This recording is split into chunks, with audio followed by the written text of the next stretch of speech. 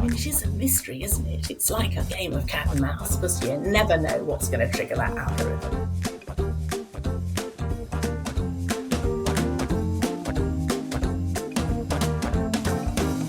Oh my God, I've been given the responsibility of saying welcome to the Kids Media Club podcast. I'm Emily Horgan and I'm here with my two co-hosts. One of them is Joe Redfern. Hi, Joe. Hello. Oh, you've thrown me now. I'm not used to not being in the regular order. Hello, welcome along. I'm Joe Redfern, and Andy, do tell us who we've got with us today. Hi there, yeah, I'm Andy, and we have the prolific writer and series producer Mellie Buse here today. Mellie, great to have you join us. Thank you for asking me. It's a great honour.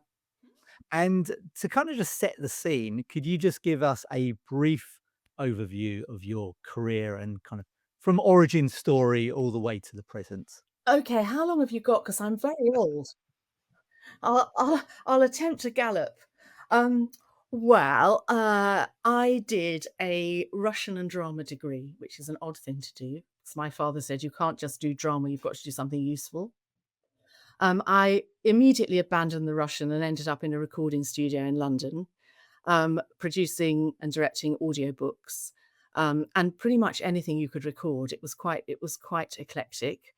So during that time, the big sort of audio book boom occurred, and Penguin wanted to dramatize 9 Roald Dahl titles. So I got to do that, which was a fantastic job, adapting and producing 9 of the books with a nice stellar cast of big lardies, big lovies. And as a result of that, I got my writing agent. So I kind of fell into the kids' media world. I am a walking accident, actually. And that was the first one. I mean, I could have gone another way because the first job I had in a recording studio was writing a training program for advanced laundry services. So, I could now be big That's a in what if.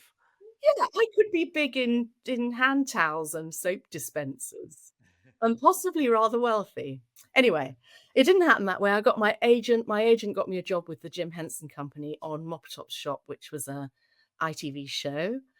So I was instantly into the preschool arena, which again was not intentional but delightful.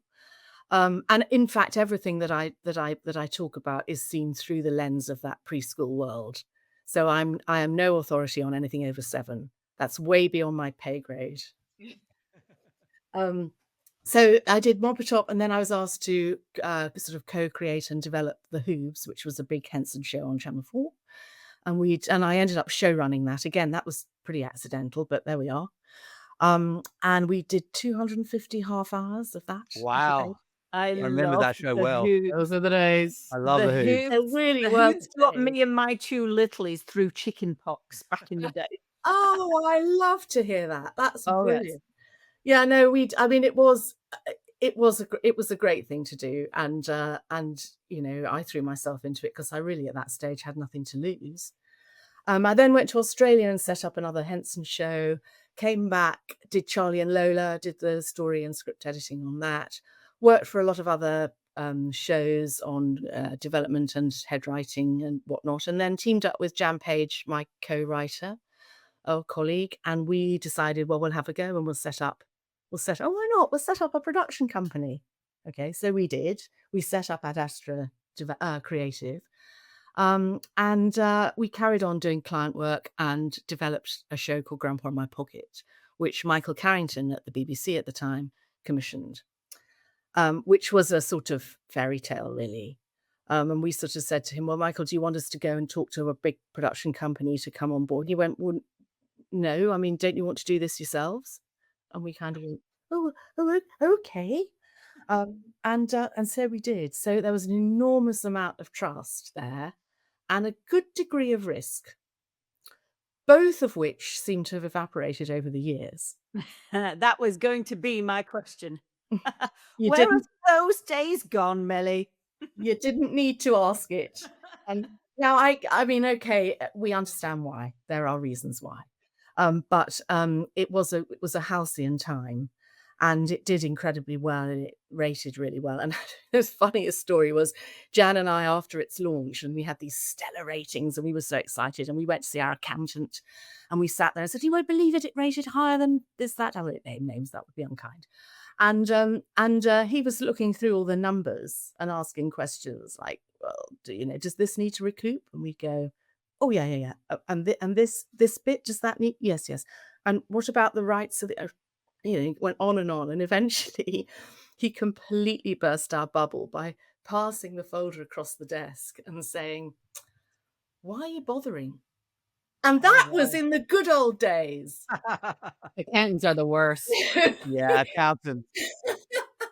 My new accountant, well, junior to him at the time, has recently looked at all of the industry appertaining to how it affects us, and his comment was pretty much, "Why don't you just shut up shop and sit at home and eat custard?" Yeah. And No, so, nothing like accountant to throw a bucket of cold water I don't over even you. like custard. You know what? I don't well, even like custard, you so know, it's not relevant. But Melly, I'd love to hear your thoughts though, because like let's get into it, right? Those days of trust and risk were there. They're not there anymore. And you said, well, we know all the reasons, but what are what are the reasons as you see them? Because if you tell me yours, I'll tell you mine. well, I think in fairness, the channels are under huge pressure.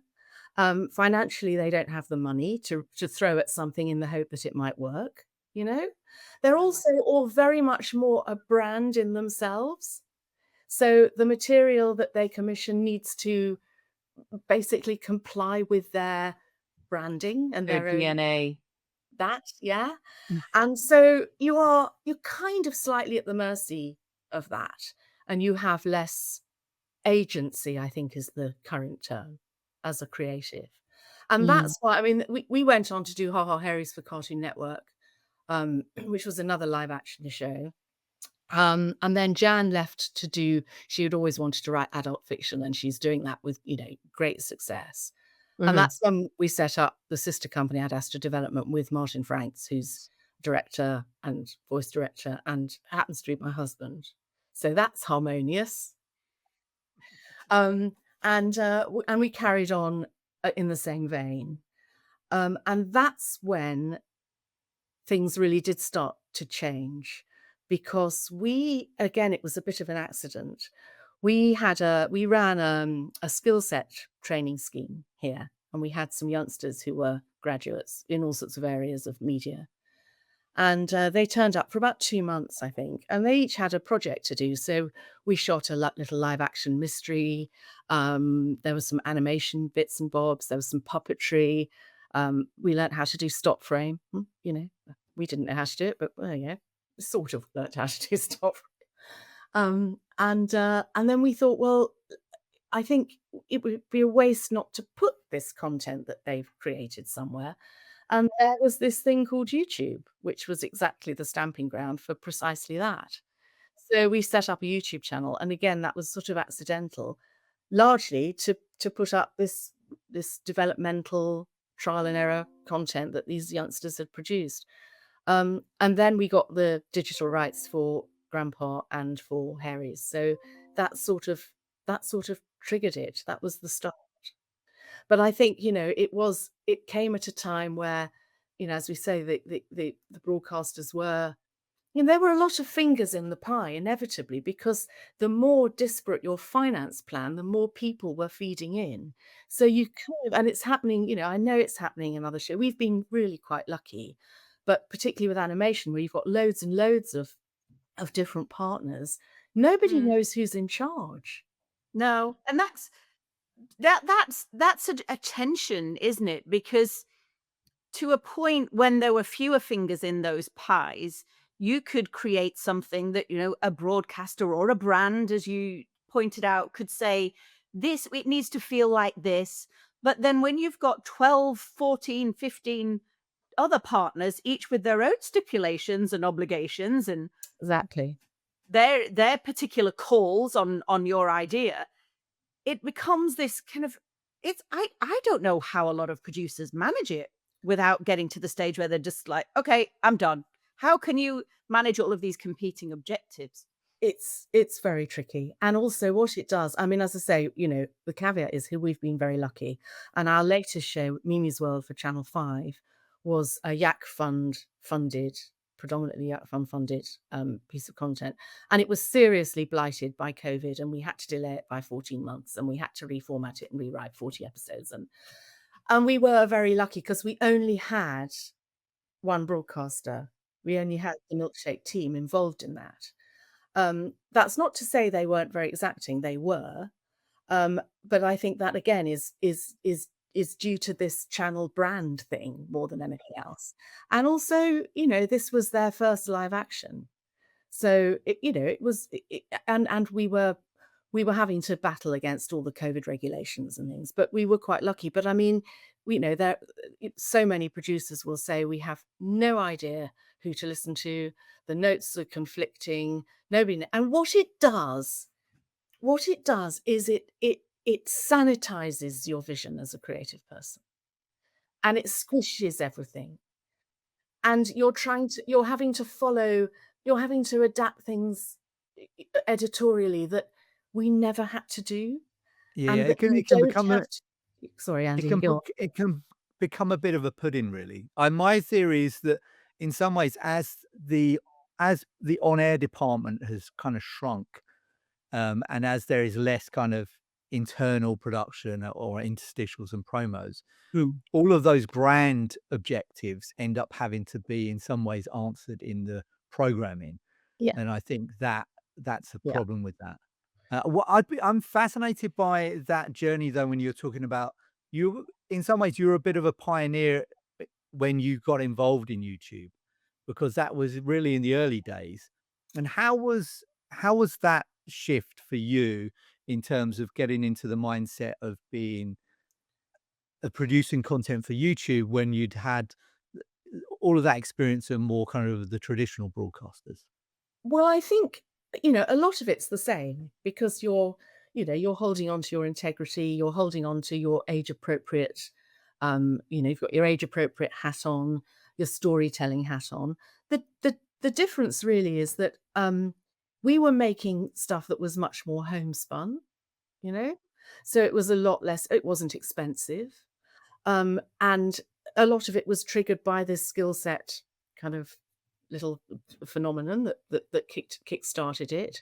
Mhm. And so we had, I mean, I created a show for Hit Entertainment many years ago called Woolly Woos. And these beautiful puppets, these stop frame puppets were made by McKinnon and Saunders. Absolutely gorgeous, as you can imagine. And the show fell foul of some internal politics at Hit, but they'd already shot 8 episodes or whatever. But there was a change, internal politics.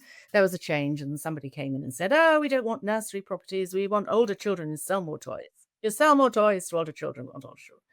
So that sort of fell by the wayside. And in due course, after some appreciable time, I inherited the puppets, and they're very beautiful. So there we are. We have these students, and we've got these beautiful puppets, and we figured out how to make them move. It is not Aardman. I am not pretending for 1 second, but it is charming. We used 2 presenters and the puppets. We managed to work out how to shoot a stop frame puppet and a presenter in the same shot. We created, it was exactly the same, if you like, curriculum. It was about language development. So the same principles applied, but it was just, not at a broadcast level. And we renamed it Bitsy Booze, and it's on our channel, and we get great feedback. And it's the sort of thing that, some time ago, a broadcaster might well have gone, "Oh, do you know, there's something in this?" But it's not a known big brand. This is not Doctor Who. Yeah. And now Yep. that's where they're going. And I get why.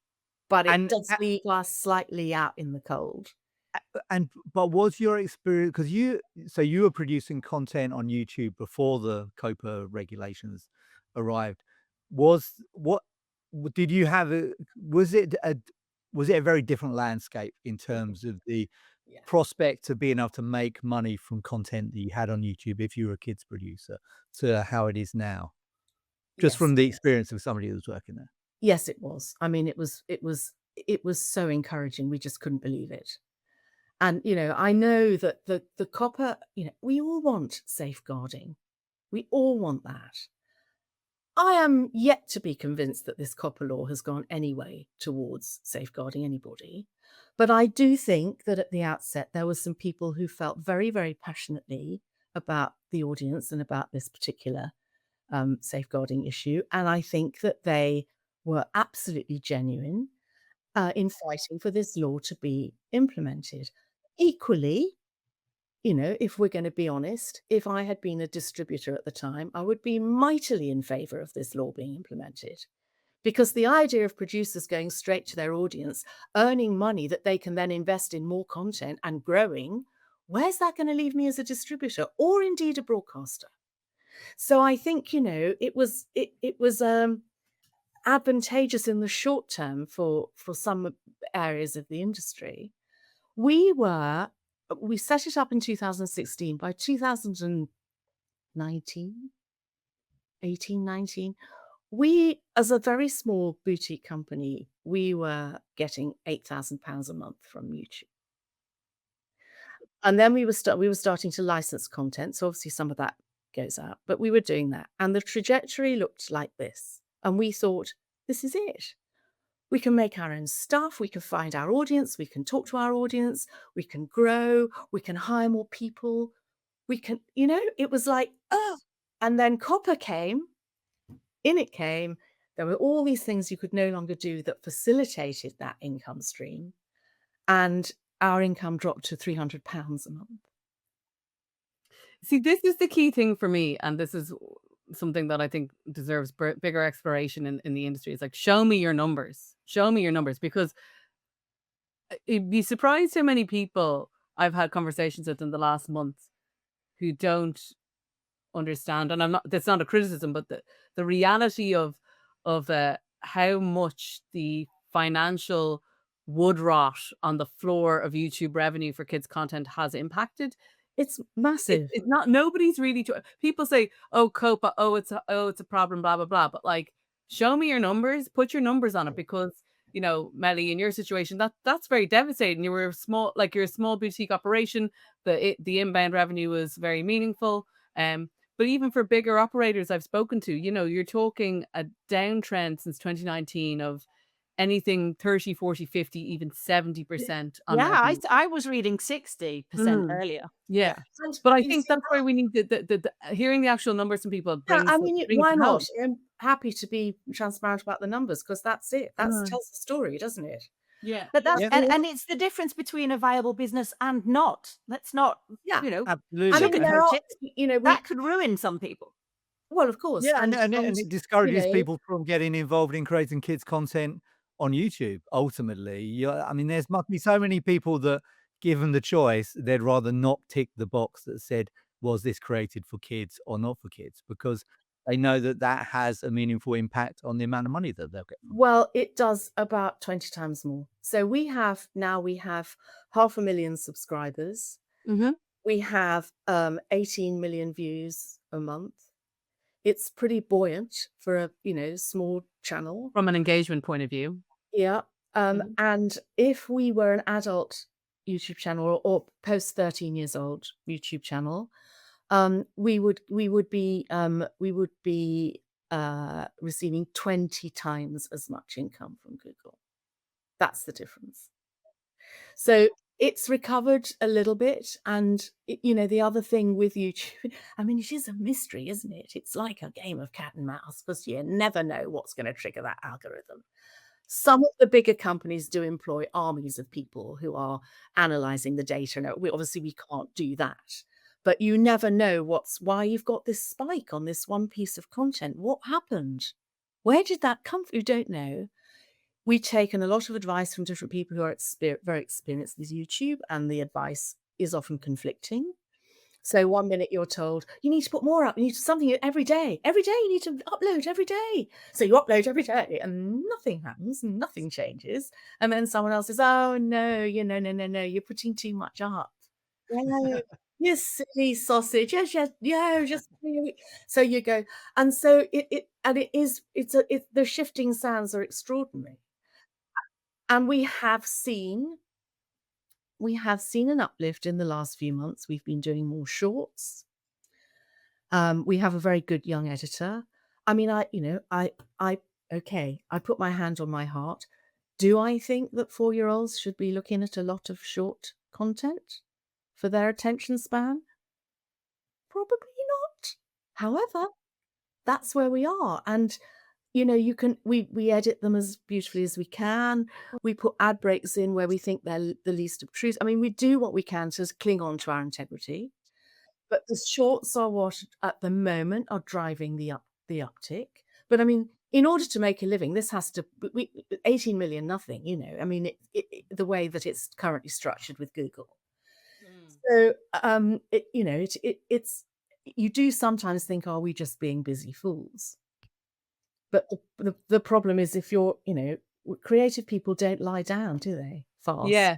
That's Oh, the there's so many headaches with it. I completely understand. And I mean, it's just, YouTube is the front page of the kids' internet, right? Like that's it. And I've been quoted as saying this a million times. If you want to be relevant today as a kid's IP, you need to be on YouTube. I had a rant about this in my newsletter a few weeks ago about concurrently. Yes, Concurrently I is read the that. biggest Yeah. problem in kids media right now because concurrently the biggest platform for audience engagement of kids is YouTube, and concurrently the revenue opportunity is not co-measured or is nearly measured the other way. It's really frustrating, and And I think that's not a solve, you know? I think as producers, I mean, I've sort of voiced my slight concern about short form, but I'm probably Yeah. overreacting there. But I there don't are think so. I've said that before on this podcast, Melly, like, and I say this from a personal experience of, a twice recovering TikTok addict. I don't think preschoolers should be on shorts content. Like, well, the dopamine swipe, like, yeah, yeah. But I mean, the other thing is that, there's short form that is created from content that is nourishing and rather beautiful and what the industry would call PSB. I mean, I think we should call it something else because nobody out there in the real world knows what that means. But, age appropriate, high quality, entertaining, engaging content for kids, possibly with a bit of aspiration and something that looks quite nice and not ugly. That's what I would like to think of as, the stuff that should be recommended by YouTube. What we all know is we know that the stuff that will generate the most income is the opposite of that. So whereas you go into a supermarket and say to the kids, "What would you like?" They will have the Haribo. It is the Haribo of the YouTube world that makes you a few dollars. So you don't want producers all going, "Well, that's what we have to do." That's what makes me very anxious. And that far outweighs any of the safeguarding issues that were allegedly there pre-COPPA. Yeah, I agree. I mean, it almost disproportionately affects those who are trying to make good quality, nourishing content because that inherently usually comes with a slightly higher production cost rather than AI generated another nursery rhyme that's out of copyright, which it's flooded with those. So, in terms of, I mean, what would be your solution, given that we're accepting here that yeah, COPPA isn't working in the way it was intended, and when, like we said, it's not that we don't think safeguards need to be in place; they do, but it's clearly not working. Right. How So would you fix it? so so choice number one would be let's get rid of COPPA. That's the easiest fix, but it's probably the most controversial, right? Choice number two, which I think people are investigating now, is to try and persuade YouTube to promote the sort of content we've just been talking about. But they can promote it to within an inch of its life, but it still isn't going to generate. It's not going to pay your rent, okay? But it's still a good thing. It's still a good thing.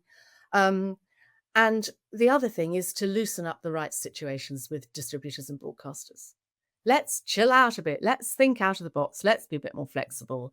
I mean, we now have some of our Mimi's World content on our YouTube channel, just started to do that because we renegotiated some of that.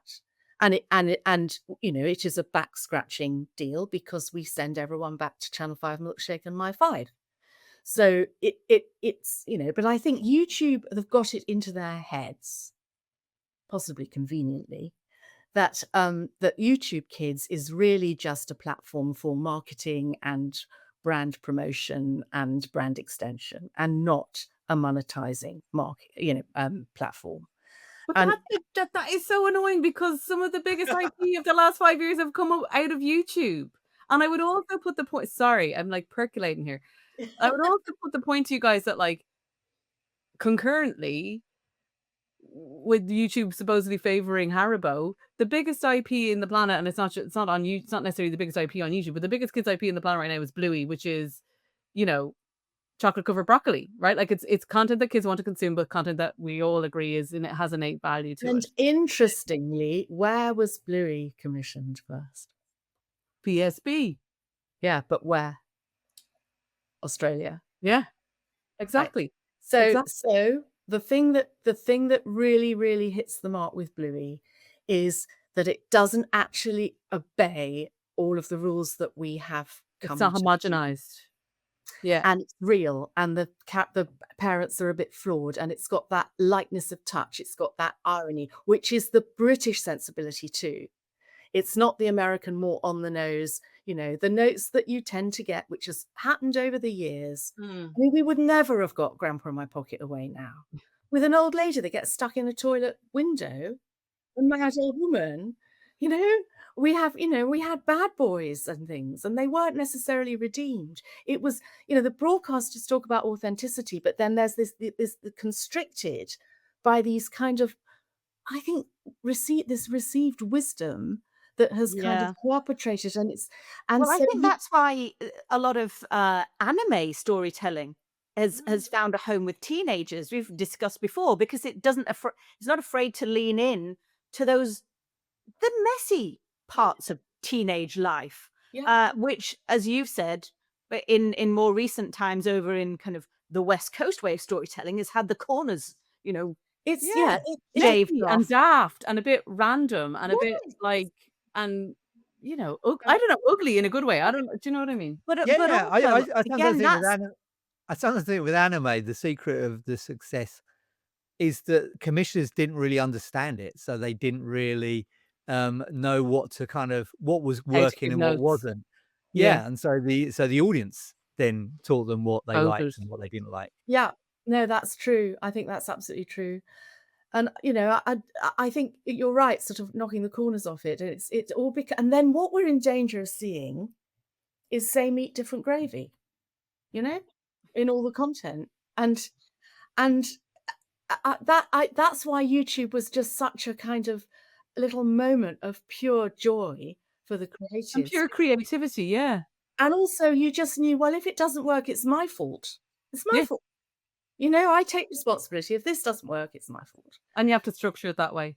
The other thing that sorry, that, irritates me is, She's on a you know, roll. this idea that YouTube Kids is a promotional vehicle and this whole like and maybe I'm triggered because of it's my feminism ideals of like, don't promote me, pay me, Mhm. right? Like I can promote myself. I find that really triggering. It's like to exist, to have, to make doing good viable, doing good needs to make commercial sense. yes, it That's does. the main way you make Of it course it travel does. as far as it can go. No matter how passionate we are about making content for kids, you know, we're not charities. At the No. end of the day, like you say, you got to pay the mortgage. Yeah, Yeah. So it's a ver it yeah, totally. It's a version of what a lot of freelancers experience, which is you can do this job and you'll get the exposure. Oh, yes, Just we've like, all had that. "Yeah, but We've all yeah, had I'd that one. prefer it if you paid me." Had loads of exposure, me, free exposure. No, I think, you know, if we had the answer, to how to, adjust this and evolve it, then that would be marvelous. But I do think more collaboration. I think the broadcasters can absolutely be a part of it. I would I would be sad if they then took it over, to be honest, because Yeah. we've been there, and I just think it will, if we can find a finance model, I think it could be such a fruitful stamping ground. It's like a greenhouse, you know? It's where you Yep. plant your little seeds and nurture them and see if they work and what works well together. And that's how creativity. And I think we've just got stuck in a sort of rather committee situation where it's all production by committee. Yeah. And that actually and dissipating the creator's vision. I mean, that sounds Yeah. completely. No, but it is. It's the creator voice. I mean, But that it's is what runs through Bluey from beginning to end. there it is, yeah. And it Yeah. did with Charlie and Lola. That was another one So because yeah, that was in and that Miss period. Yeah. Rachel and a lot of the creators on YouTube who, you know, I was with a soccer creator lately and has a lot of teenage followers. But I mean, again, it's his vision. He comes up with the formats, the challenges. You know, a lot of Mhm, times it's mhm. him and his friends collaborating. They're, you know, pretty decent setup. But at the end of the day, it is that genuine DNA in what he's creating, and it comes through. And that's the thing that YouTube facilitates far better than I think the broadcasters and that creation by committee does. Can I say something controversial? Can I say another controversial thing? Not all producers are ready for that, right? Like that, you know, I think for a long time, a core producer's client is the commissioner and their relationship to the audience has been severed, right? As a standard. Now, Melly, you're an exception to that rule. You've dabbled in No, YouTube. it's because I'm so old. It's because I'm so old, and I had that, you know, with Grandpa in My Pocket and Ha Ha's and with the Hoobs. Mm, We were our own masters.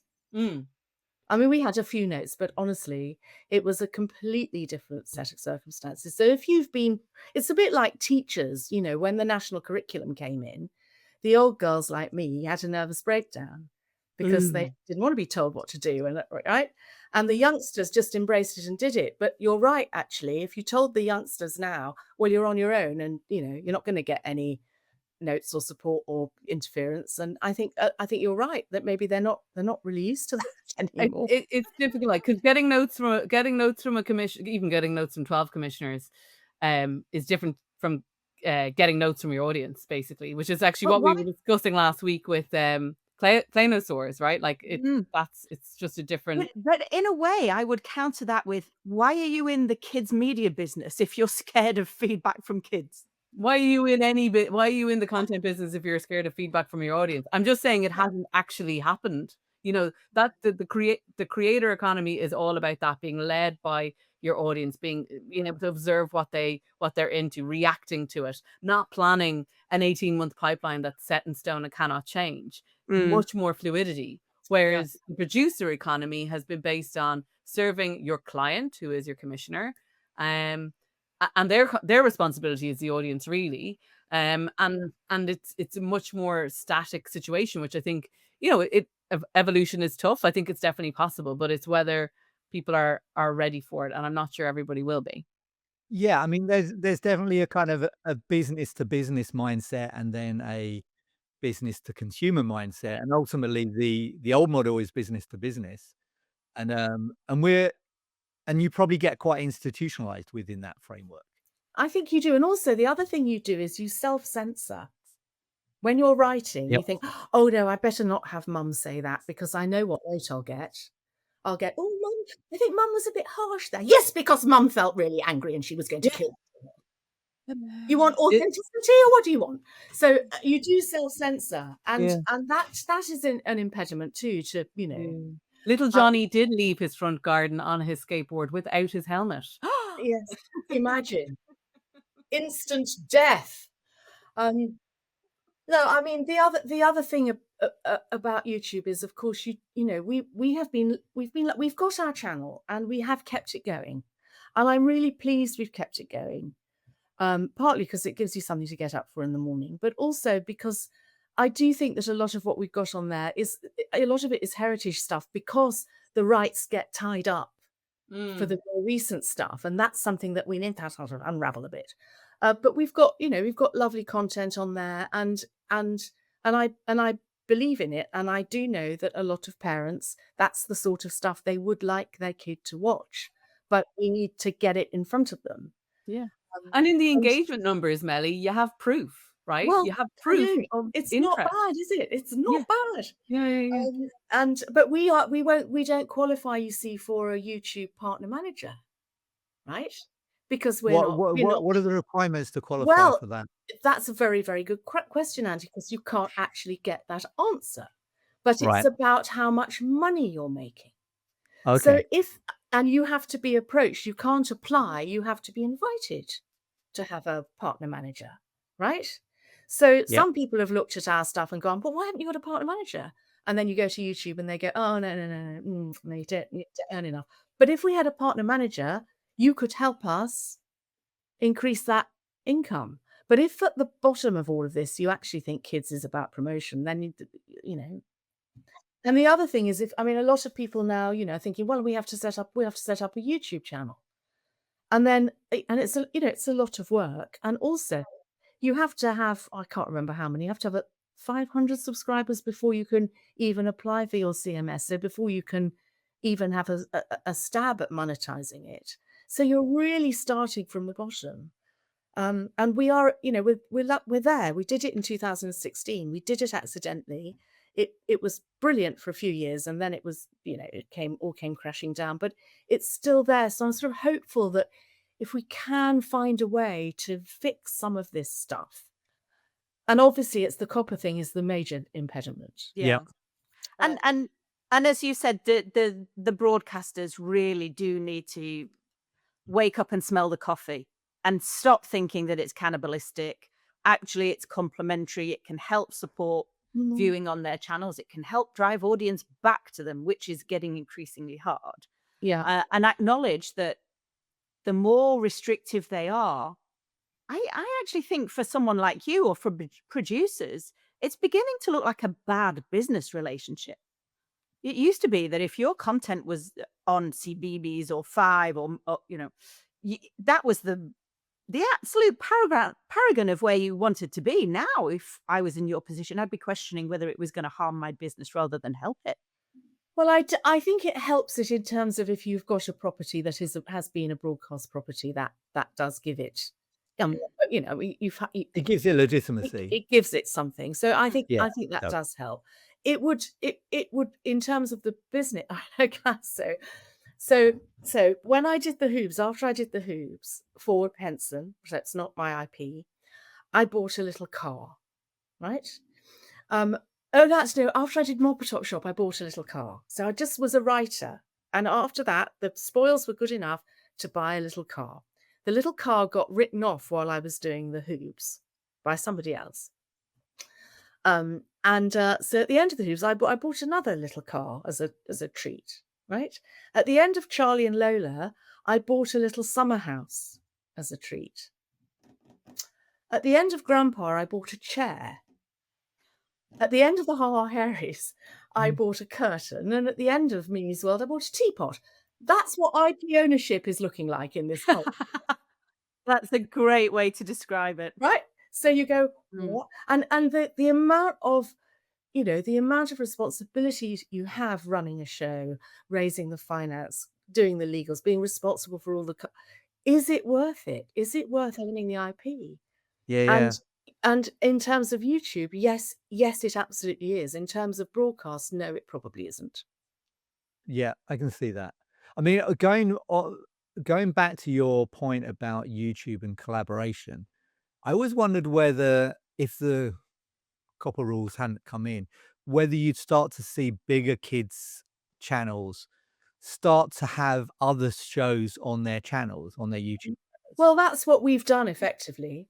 I mean, our Okay. channel, we have a number of other shows on there. We license shows from other producers if they've got the rights, but because of the rights situation that gets sort of tied up with, the broadcast side, they're usually heritage. So we've got A Spider in the Bath. We've got a lovely show called Mist, which is a live action about sheepdogs, which was on Channel 5.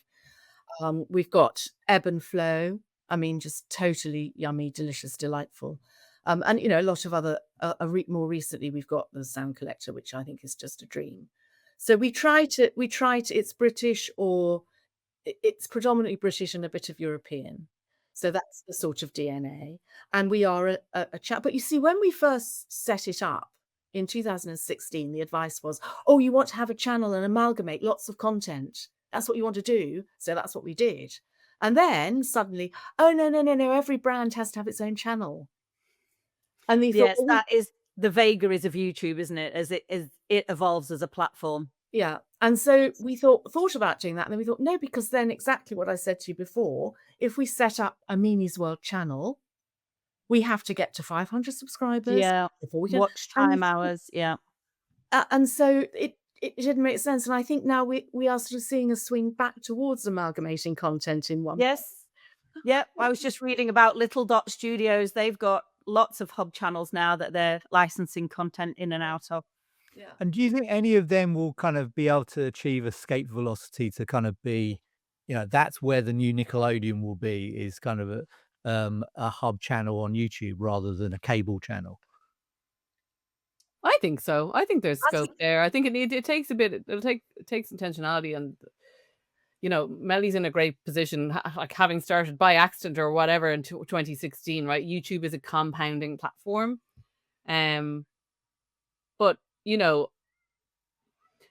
something that hasn't been solved for is how do you monetize curation? Because actually, I think that is something that's very key to, but definitely parents as an audience to be able to say, you can come to this particular place and this is going to be good, and it's going I to be think that's of great coming, quality. I think that might be coming with channel memberships.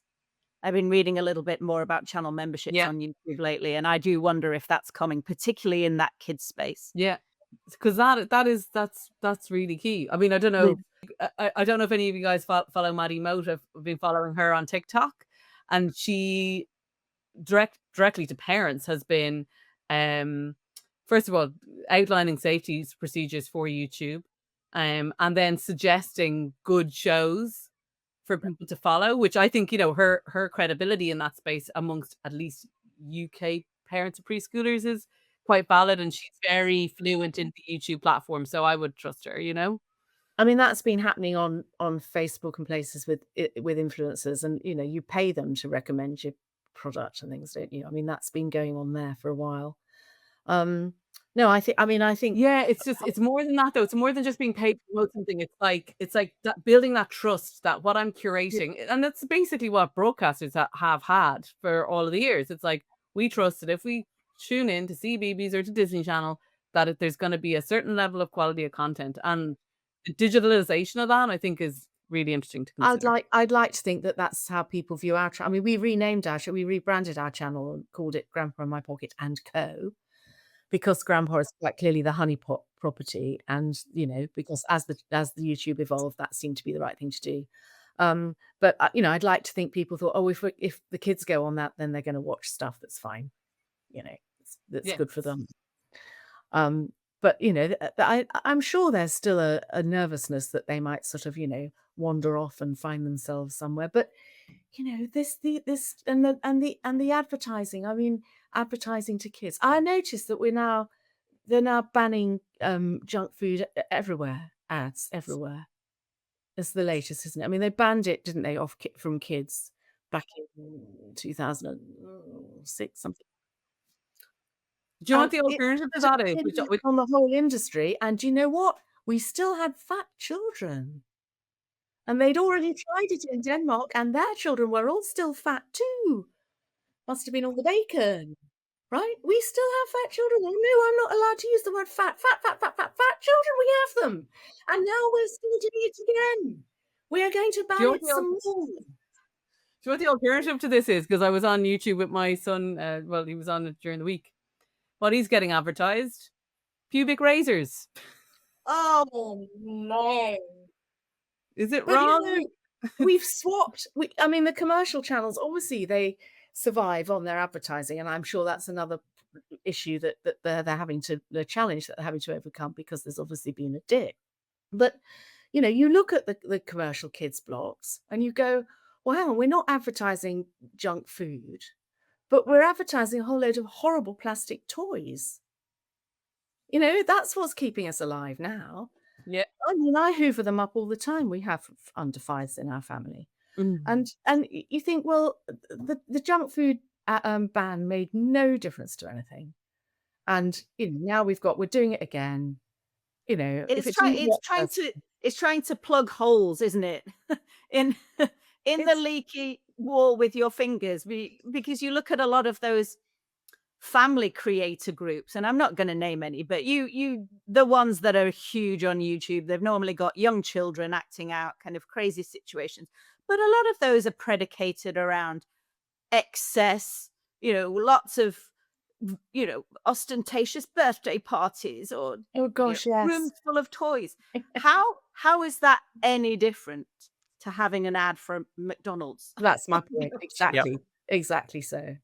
But anyway, that's long gone. The ad ban is that's long gone, and that actually triggered the demise.